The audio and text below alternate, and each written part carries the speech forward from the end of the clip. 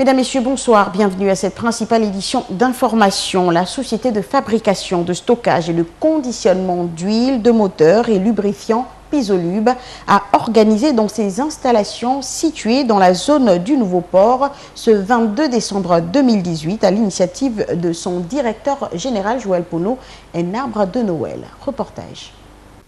La société de fabrication, de stockage et de conditionnement d'huile de moteur et lubrifiant Pisolube a organisé dans ses installations situées dans la zone du Nouveau Port ce samedi 22 décembre 2018 à l'initiative de son directeur général Joël Pono Papé un arbre de Noël pour les enfants du personnel. En effet, comme pour bon nombre de cérémonies, c'est l'esplanade de l'usine de Pisolube qui a reçu celle-ci. En invitant les parents à veiller sur l'appel des noms de leurs enfants, le directeur financier a lancé les hostilités. Quand on va distribuer les cadeaux, qu'il n'y ait pas de confusion de noms, car certains noms peuvent prêter quand même avec quelques ressemblances. Donc du coup, vérifiez bien pour que les enfants ne soient pas frustrés. La distribution de jouets tour à tour, d'abord par le directeur général, suivi du directeur technique, puis le directeur financier, a ponctué le moment fort de cette rencontre qui fut dans l'ensemble un véritable instant de convivialité, empreinte de joie et de gaieté partagée. Au terme de cette cérémonie, le bienfaiteur, un parent et bénéficiaires ont donné leurs sentiments sur cette initiative. Je crois que nous essayons, nous avons été envoyés ici là pour une prospérité partagée. Donc lorsque nous gagnons un peu, nous essayons aussi de donner aussi aux enfants. Vous savez que les travailleurs pendant 12 mois se sont sacrifiés parfois en dehors des heures de travail. Donc les enfants ont subi la pression qui a été mise au niveau des parents. Et il est de bonne loi que ces enfants aussi puissent bénéficier des efforts de leurs parents. Vous savez, voir la joie sur le visage des enfants, il n'y a pas mieux. Donc on remercie l'initiative de notre directeur général, M. Joël Pono Papé. C'est vraiment merveilleux. Merci à ma mère, merci à Pisolube de m'avoir donné ce cadeau. Je suis contente d'avoir ce cadeau pour la fête de Noël. Le rendez-vous a été pris pour l'année prochaine.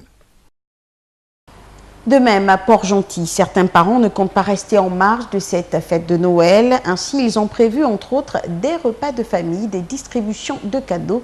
Écoutons-les au micro de nos reporters.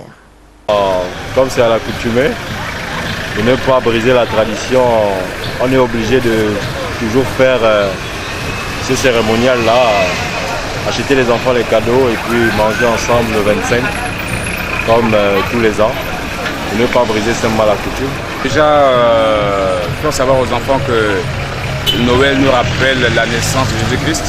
Donc, je me dois d'aller avec ces enfants-là à l'église et puis vivre Noël en famille, de rapporter des cadeaux, des bons cadeaux parce que il y a des cadeaux quand même qui ne reflètent pas la Noël, tels que les fusils, les armes de guerre.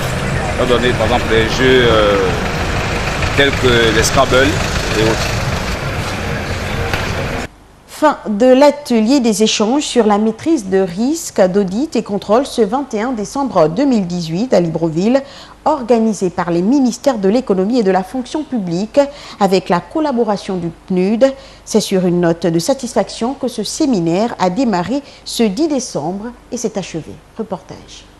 C'est sur une note de satisfaction que le séminaire organisé le 10 décembre dernier par le ministère de l'économie, celui de la fonction publique en partenariat avec le programme des Nations Unies pour le développement PNUD a pris fin ce 21 décembre 2018 à l'Institut de l'économie et des finances.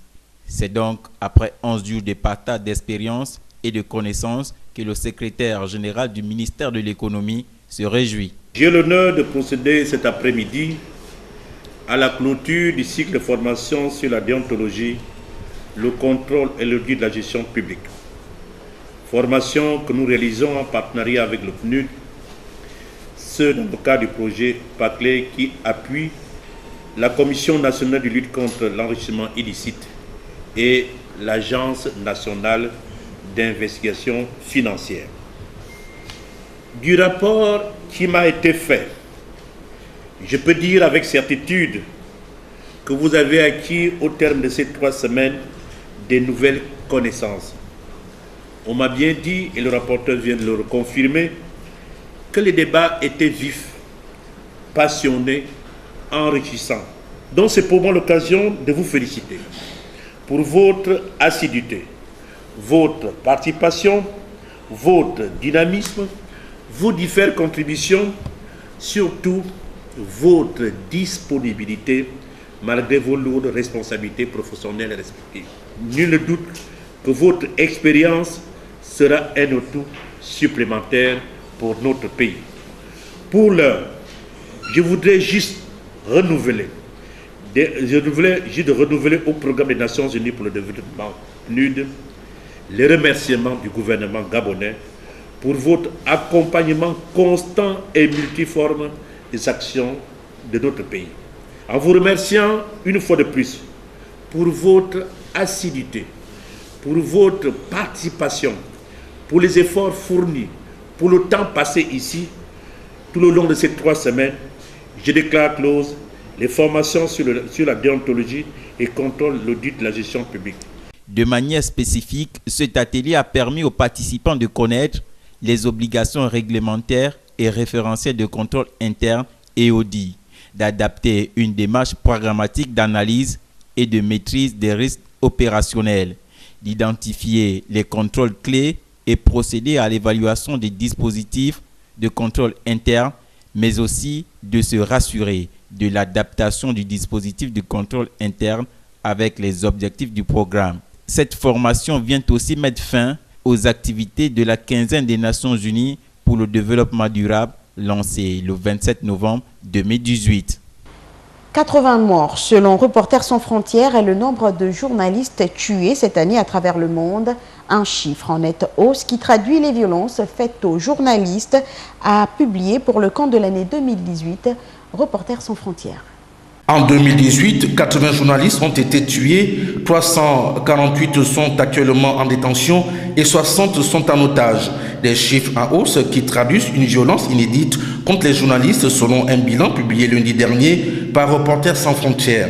Qu'il s'agisse d'assassinats, d'emprisonnements, de prise d'otages ou de disparitions forcées, les violences commises contre les journalistes en 2018 dans le monde sont en nette hausse. C'est ce qui révèle Reporters sans frontières dans son bilan annuel. L'année 2018 a été particulièrement meurtrière avec 80 journalistes tués dans l'exercice de leurs fonctions, plus 8% après 3 années de baisse. Le nombre de journalistes professionnels tués en hausse de 15%.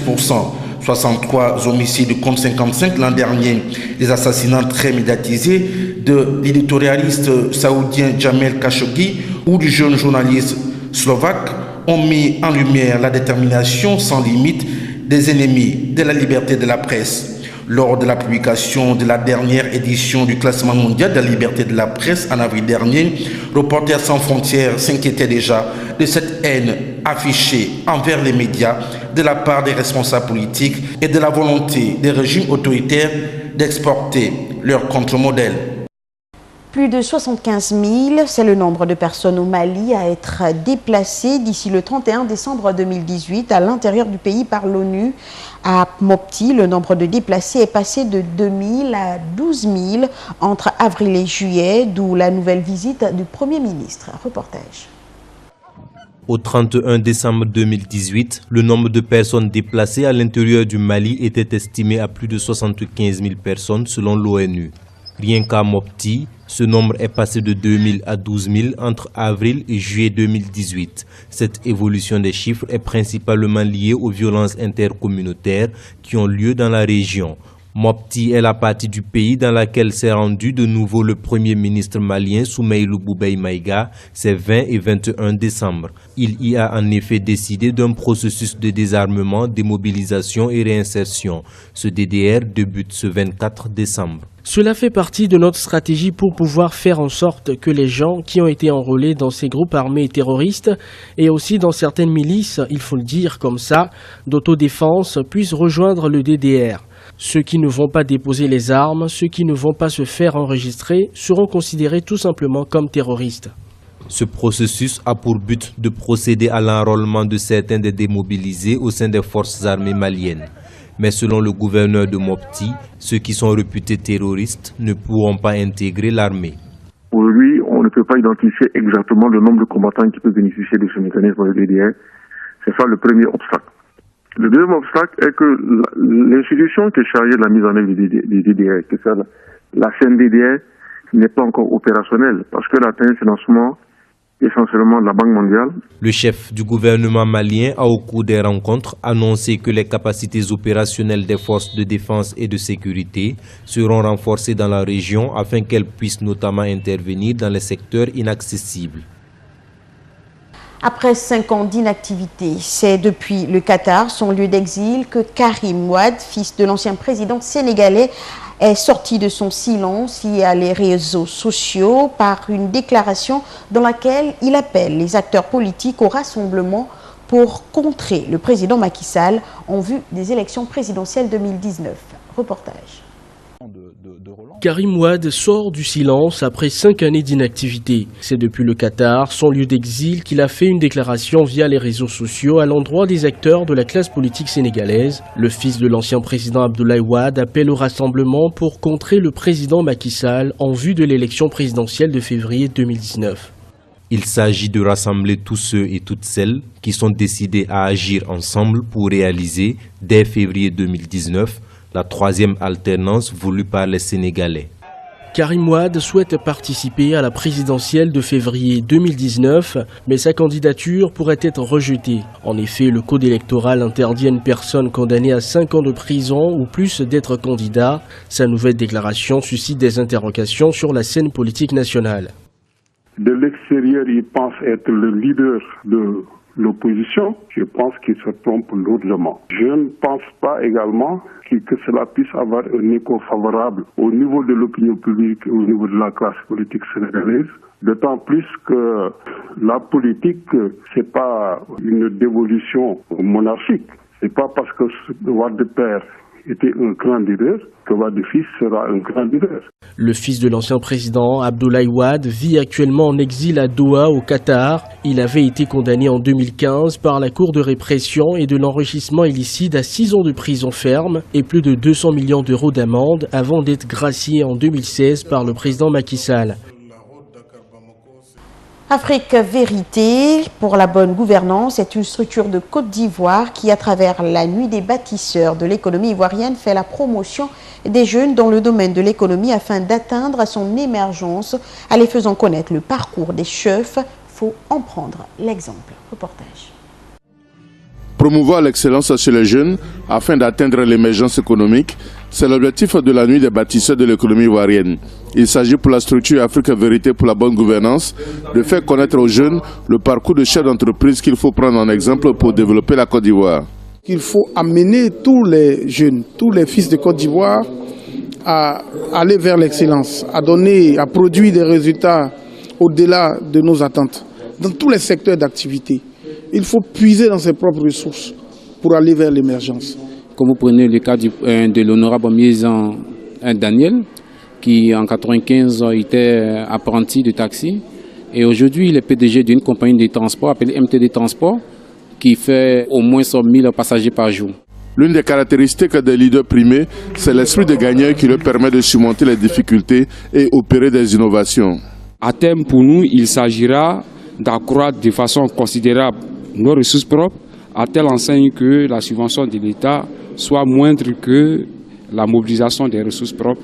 C'est à ce seul titre que l'université pourra faire face à tous ces défis. Nous avons commencé avec 4K en 2016 et travail acharné, détermination, ambition. Jusqu'à cette année 2018, nous sommes déjà à 24K.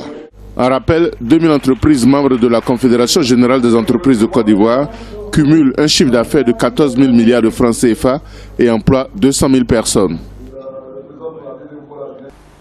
C'est sur ce que s'achève cette édition d'information préparée par l'ensemble de notre rédaction. Merci d'être resté des nôtres. Bonne suite de nos programmes. À demain s'il plaît à Dieu.